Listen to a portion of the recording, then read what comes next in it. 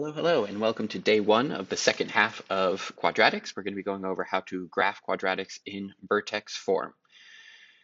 So let's give a quick preview of what we're doing for the next couple days here. So in the last unit, we were all about solving quadratics in any form, no matter how it approached us, we figured out how we could solve it. So when we were using the square root method or when we did completing the square, we were actually working with quadratics in a form that's called vertex form, which is going to be super useful for when we're graphing and should be familiar to you because we've talked about it already. When we were solving using the quadratic formula, we were actually working with quadratics written in standard form. That's your ax squared plus bx plus c. And when we solved via factoring, we were actually working with something called intercept form, which basically gives us the x-intercepts. So we're going to be exploring all three of these forms in this first half of the unit and learning how to graph from any of them. So today's focus is all about vertex form. So earlier on, we learned about how to use transformations to take the normal x squared graph and apply translations, reflections, stretches and shrinks, all those fun things. And we could graph any quadratic we wanted as long as it was kind of written in a very specific format, which just so happens to be vertex form. So before we jump into everything, I figured it made sense to just remind ourselves of what the properties of x squared really is. So let us jump right into this. We have, when we're not sure what a graph looks like, we always make ourselves a nice little table, right? So we could do like these guys here. I'm trying to squeeze it in before my bullet points. I didn't give myself enough space there. And we're doing y equals x squared. So we're going to have 4, 1, 0, 1, 4. And when we translate that over here, we get our very classic parabola shape that we're used to, right? And we can just connect the dots. Ooh, can we pretend like that wasn't like super shaky? Ooh. All right, so things that we have about this, right? First bullet point is that this thing is U-shaped, which we know already. We know that it has an axis of symmetry, and that axis of symmetry basically divides the quadratic right in half. So that little dotted line there, dashed line that I just wrote there, would be our axis of symmetry. It is currently at x equals 0, but it's always at the x value of the vertex. Speaking of vertex, we have a vertex that's currently at 0, 0. We have our domain for these for all quadratics is always going to be all real numbers, and that's because they're polynomial functions, and polynomial functions have a domain of all real numbers. And our range, which we are familiar with as well here, is for this one with no transformations, is that y has to be greater than or equal to 0. So let us just jump back and just remember how to describe these transformations. All right, so when I'm looking at this first one, we have 2 and then x minus 3 quantity squared plus 4. So that 2, what we'll start off with, is a vertical stretch or a vertical dilation by 2. All right, so we have a vertical stretch or dilation by 2. We have the inside x minus 3, that's going to do the opposite of what it says. So we're really going to go plus 3, so right 3. And then the outside is telling us exactly what it means, up 4. All right. You should pause the video and try the next one on your own, see if you can get it. You totally paused, right? You did. You wouldn't lie to me, would you? No? Okay, good. So we got this negative sign right here. That's a vertical reflection or reflection over the x-axis.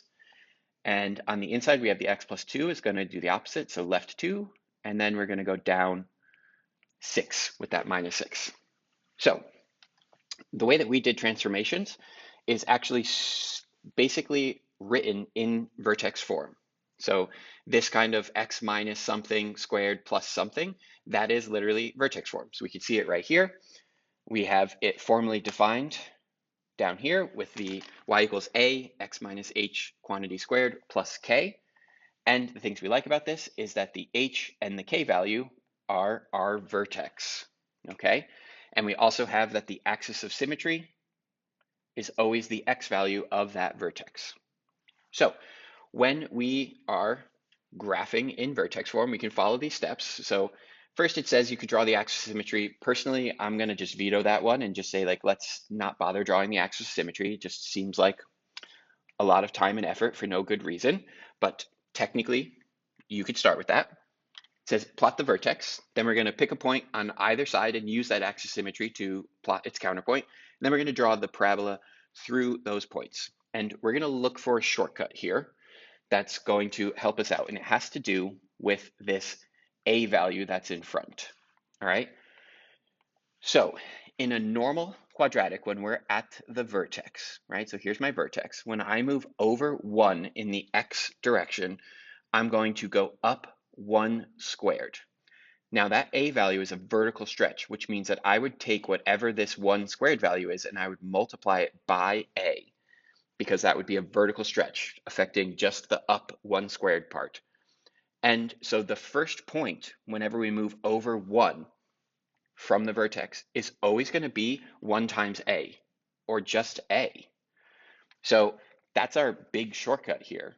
And I'm going to write that down so that we have it as our little hint. We're going to use the a value to graph step 3 here, which is a point on either side, which is that when we go over 1 position, so 1 in the x direction, we're going to go either up or down whatever the a value is. So like easy, right?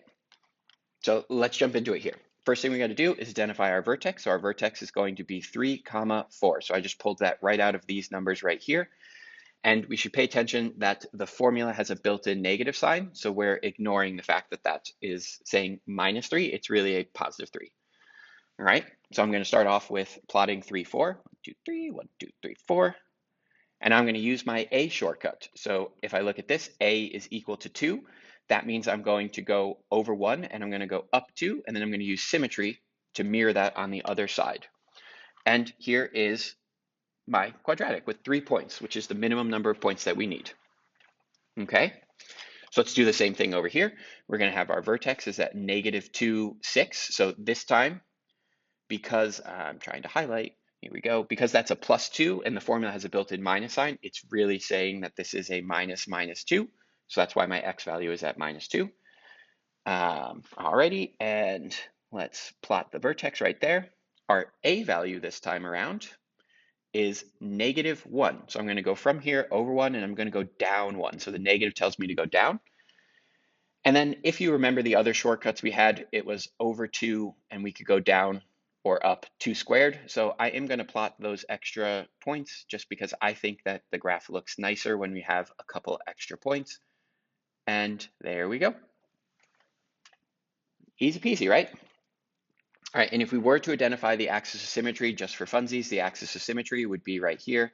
So the axis of symmetry, AOS, would be at x equals 3, and here the axis of symmetry would be at x equals -2, just so we know, because that's a question I could ask you, is just what's the axis of symmetry?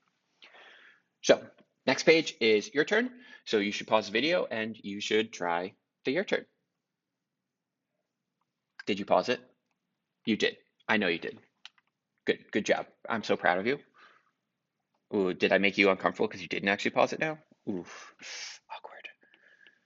All right, we got our vertex, -1, 2. Our a value is going to be -1. So I'm going to find -1, 2. I'm going to go over 1 and down 1 using the a trick. I'm personally going to also plot my couple extra points, which is over 2 and down 2 squared.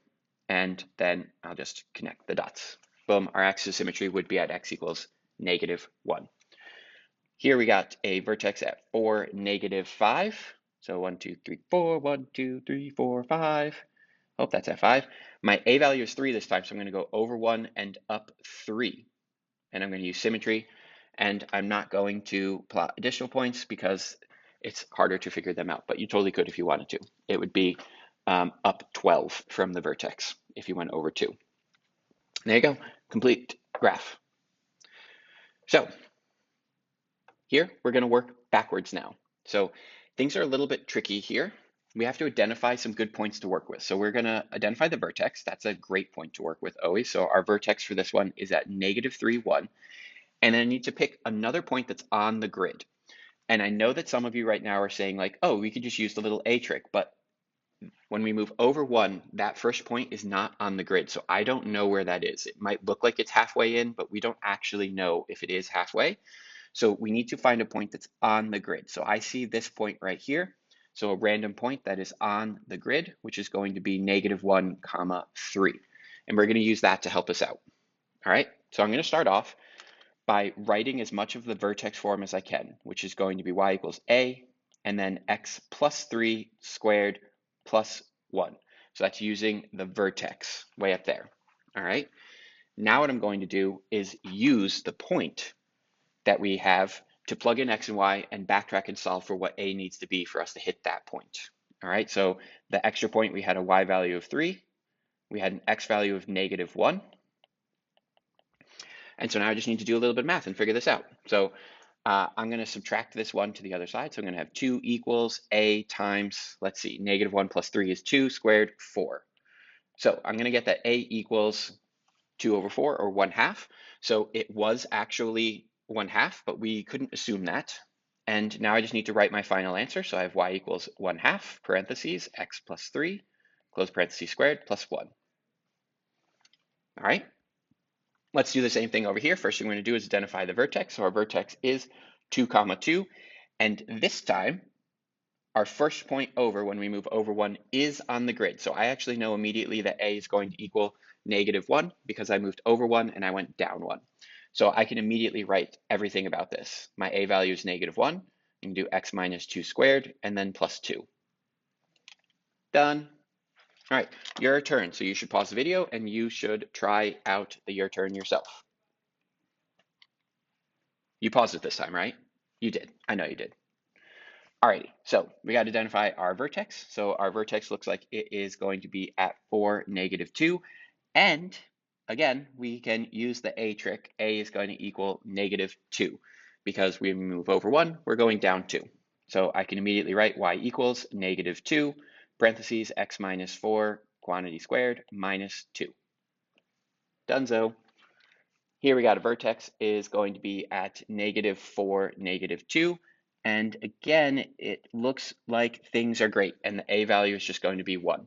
So I can write y equals 1, x plus 4 squared, minus 2. Done. All right, so let's say that we have something like this, where we have this written in standard form. So this is our ax squared plus bx plus c, and we want to try to switch this into vertex form so that we can graph it the way that we've just been learning how to graph. So we can actually complete the square, because completing the square transforms something from standard form into vertex form. Now, things are a little bit trickier when we complete the square here, because we're actually not going to work on both sides of the equation like we did before. We're going to only work on a single side. So you'll see what I mean. So we're going to start off by doing our little plus blank, but instead of moving the 8 to the other side, I'm going to leave it here, and I'm going to do a minus blank, because if I'm working on the same side of the equation, if I add something, I need to subtract it on the same side versus adding it on both sides. Okay, so now we're just going to follow our same completing the square procedure. So I'm going to do half the middle term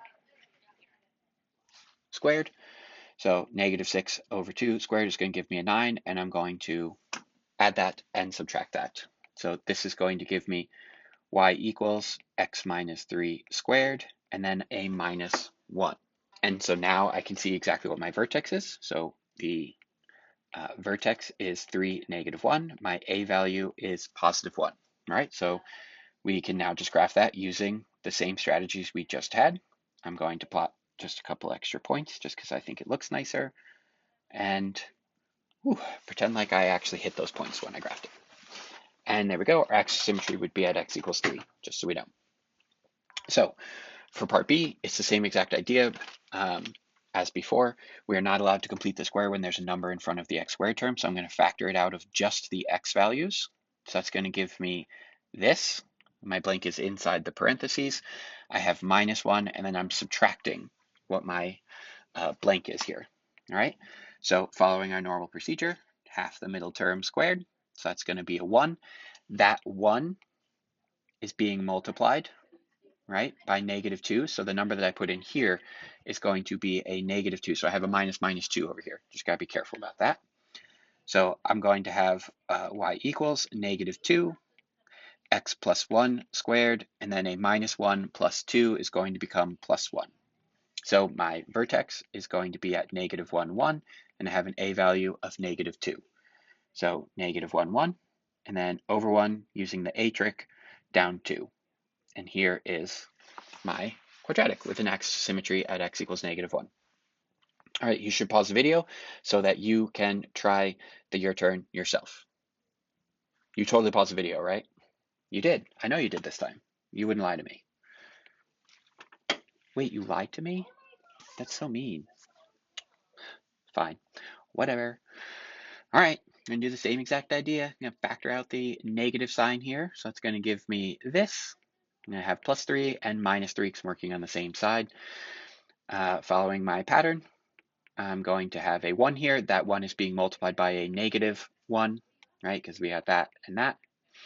And so this is going to be a y equals negative x minus 1 squared and then plus 4. So I have a vertex at 1, 4 and an a value of negative 1. So 1, 4, a value, negative 1. I'm just going to go a little extra step, plot a couple extra points. Over here, same exact idea. Factor out the 2 plus blank. We have plus 17 minus blank. This is going to be a 9, so I'm going to have 18 over here because I'm doing 2 times 9. So we're going to have 2x plus 3 squared and then minus 1. So that's what y is. Vertex at negative 3, negative 1, a value of 2. So negative 3, negative 1. And I'm going up 2 in either direction. Whew, that was a terrible one. We're going to try to be a little neater. There we go. Alrighty. Hopefully this made some sense to you. Homework is to do the practice, so it's not a whole bunch of questions here. And I will see you next class. Don't forget to like and subscribe. Okay, bye friends.